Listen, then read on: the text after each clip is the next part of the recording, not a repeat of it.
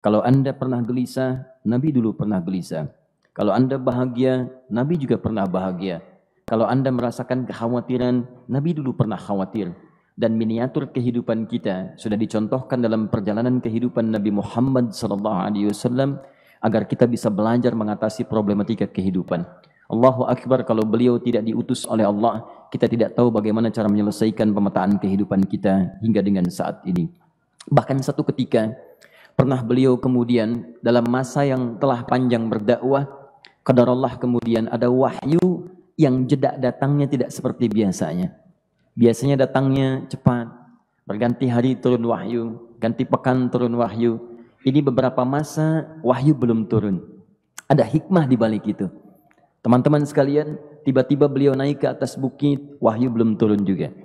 Pulang ke rumah, belum turun juga. Sampai keadaan itu terlihat oleh kalangan kafir Quraisy dan mereka berkata, lihatlah Muhammad sudah gila. Dituduh gila. Jadi kalau Anda cuma dituduh dengan hal-hal yang ringan, dituduh soleh, kan? Dituduh kemudian orang yang berubah, dituduh semakin beriman dan sebagainya, barangkali itu lebih baik. Nabi dituduh gila, Anda bayangkan. Tuh Muhammad sudah gila. Muhammad sudah ditinggalkan oleh Tuhannya. Muhammad sudah kehilangan pegangannya. Muhammad sudah tidak punya orientasi. Orangnya sudah nggak jelas. Bolak-balik tidak karuan. Naik ke atas bukit seakan-akan orang yang frustasi. Dan seterusnya. Tapi tahukah Anda apa yang terjadi? Setelah berbagai cacian, makian, tuduhan, macam-macam. Diterima oleh Nabi SAW. Lantas tibalah masanya Allah menurunkan satu surah. Bahkan disandingkan dengan surah yang lainnya, bersandinglah dua surah ini secara bersamaan turun. Surah ke-93 dan surah ke-94-nya. Terkait berkelindan, memberikan satu harapan yang sangat panjang.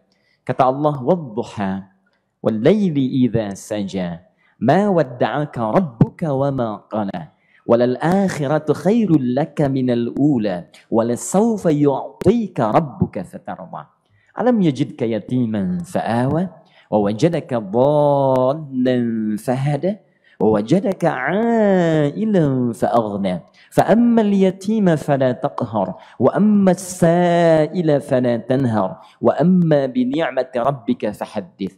Ya Muhammad, saya bersumpah dengan waktu duha. Kalau kita baca dengan ilmu balaghahnya, itu bukan sekedar sumpah mengilustrasikan waktu duha. Karena di ilmu balaghah itu nanti ada 3 turunan ilmu. Ada disebut ilmu ma'ani, ilmu mencari kata-kata sehingga ungkapannya sesuai untuk disampaikan. Mana kata-kata yang tepat untuk disampaikan dalam konteks yang ingin dibicarakan. Itu ma'ani namanya. Kemudian setelahnya ada ilmu bayan. Bagaimana mengemas kosakata yang bagus ini sehingga bisa disampaikan dengan jelas. Orang tidak bingung menerimanya, paham maksudnya. Kemudian setelah itu kadang-kadang jelas kalimatnya, tapi kedengarannya tidak indah. Woi, rapatkan, woi, apa belum paham juga? Rapatkan saf. Memang jelas, tapi nggak ngenakin. Maka bagaimana caranya disampaikan dengan jelas, tapi hati kita terasa nyaman. Memuji, terasanya nyaman diserahkan kepada Allah, tapi ada kebahagiaan. Disampaikan tidak terasa tergurui, diperintahkan serasanya diberikan jalan untuk mendapatkan kebaikan. Maka yang ketiga disebut dengan ilmu badi' namanya. Ilmu menghiasi kalimat yang disampaikan sehingga terasa dengan nikmat. Turunannya nanti ada majaz namanya. Mengambil sebuah kalimatnya untuk diposisikan pada kalimat yang nyaman disebut dengan kinayah turunannya. Maka teman-teman kata Allah, wadduha. Diterjemahkan demi waktu duha. Bukan sekedar waktu duha. Karena duha itu ada cahaya yang indah. Dirasakannya enak. Antum keluar waktu duha kan enak tuh. Berjemur. Kata orang Sunda moyan gitu kan. Datang, bahkan sampai dianalisis ada vitamin D-nya bisa terasakan. Ya, kemudian setelah itu ada kenikmatan enak suasananya. Seakan-akan dunia milik sendiri, yang lain numpang. Wah, nyaman keluar itu. Baik, jadi wadduha itu ingin bersumpah mengilustrasikan waktu kenyamanan yang pernah dilalui. Kalau dalam bahasa tafsir yang luasnya, saya bersumpah Muhammad, demi segala kenikmatan yang pernah engkau rasakan dalam hidupmu, seperti engkau merasakan cahaya duha itu. Engkau pernah senang, saya bersumpah dengan kesenanganmu. Engkau pernah tenang, saya bersumpah dengan ketenanganmu. Engkau pernah nyaman, saya bersumpah dengan kenyamanan yang pernah engkau rasakan. Wal-laili idza saja.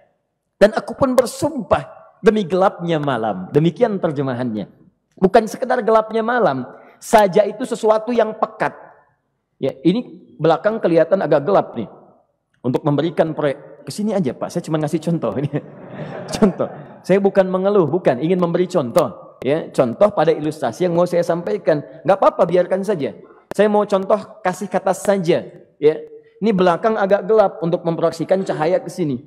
Tapi yang mau saya sampaikan, kalau gelapnya begitu pekat, semua cahaya ini nggak ada.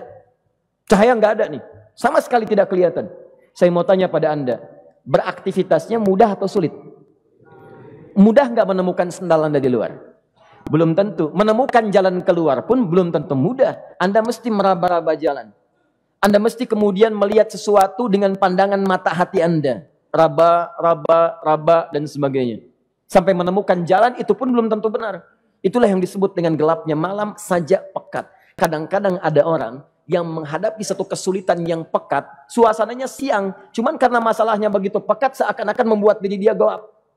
Jalan susah, limbung gitu. Kenapa gelap ya? Padahal terang. Karena masalah menggelimuti dirinya seakan-akan dia diselimuti masalah yang gelap. Bimbang dia. Makan gak enak, minum gak nyaman, dan seterusnya. Ya, biasanya makan ayam tenang, ini dikasih yang lebih enak juga rasanya pahit. Gak enak zamannya. Maka kalau kita ilustrasikan dalam suasana tadi Muhammad, saya bersumpah, engkau pernah hidup nyaman, ataupun engkau mengalami masalah yang sangat pekat dalam kehidupan. Engkau alami sesuatu yang dahsyat. Sampai engkau bingung, bimbang, pekat. Mereka menuduhmu dengan macam-macam. Ma wadda'aka rabbuka wa ma qala. Saya pastikan kepadamu, dalam keadaan nyamanmu seperti dulu, ataupun engkau bimbang seperti sekarang, Tuhanmu tidak akan pernah meninggalkanmu ataupun menuduhmu gila. Orang-orang yang dekat dengan Allah Subhanahu wa ta'ala, maka Allah akan menjaganya, baik dalam keadaan yang tenang dan nyaman, ataupun dalam kesulitan yang luar biasa. Walal akhiratu khairul laka minal ula. Nanti saya akan tunjukkan kepadamu.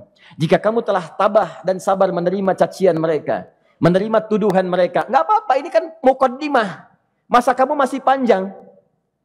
Kamu masih panjang dalam berdakwah. Kehidupan kamu masih panjang membawa tugas dan misi. Kalau kamu belum bersabar pada yang sekarang, bagaimana dengan yang di masa depan?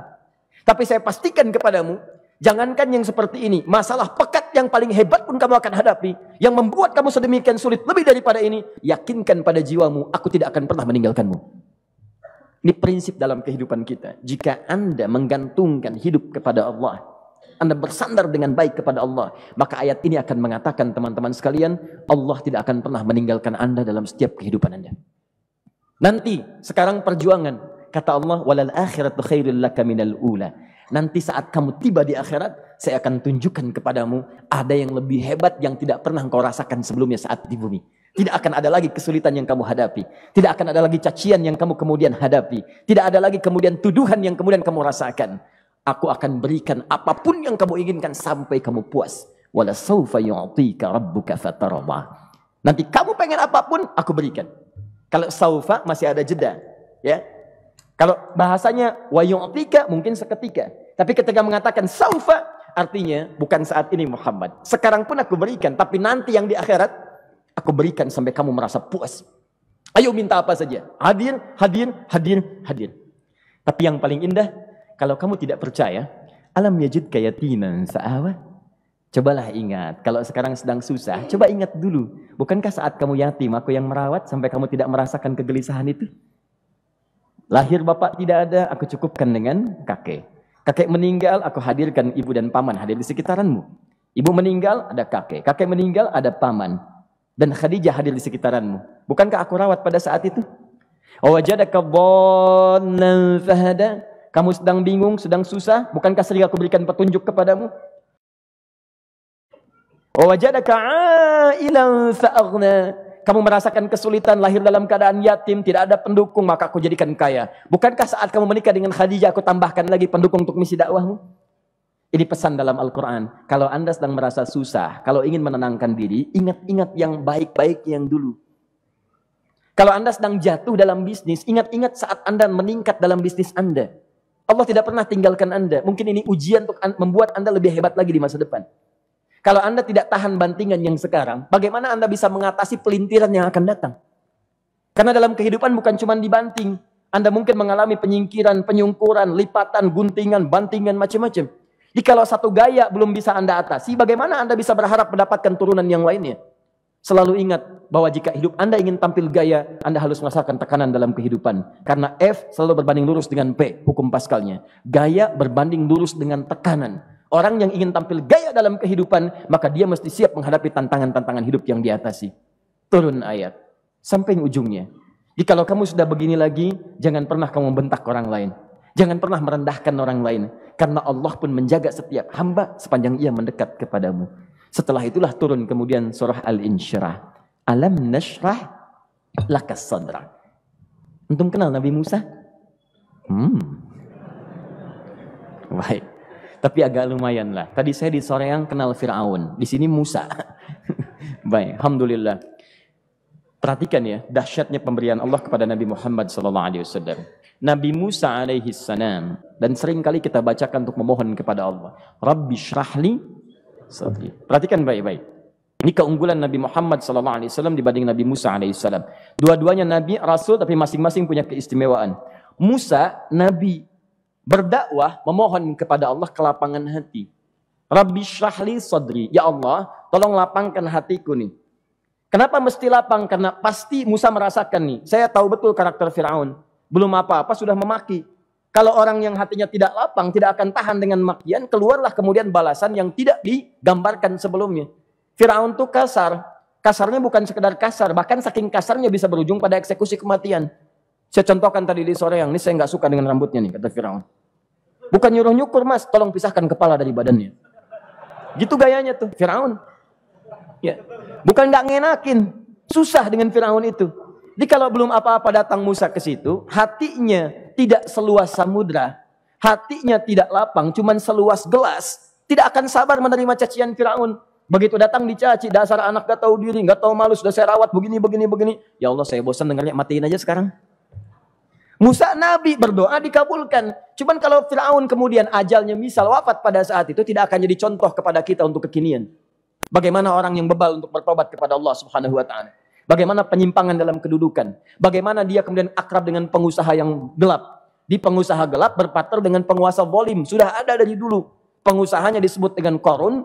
Kemudian mohon maaf, ya, yang pemimpinnya disebut dengan Fir'aun. Tokoh intelektualnya disebut dengan Haman. Makanya cerita ini komplit di Quran. Sudah ada.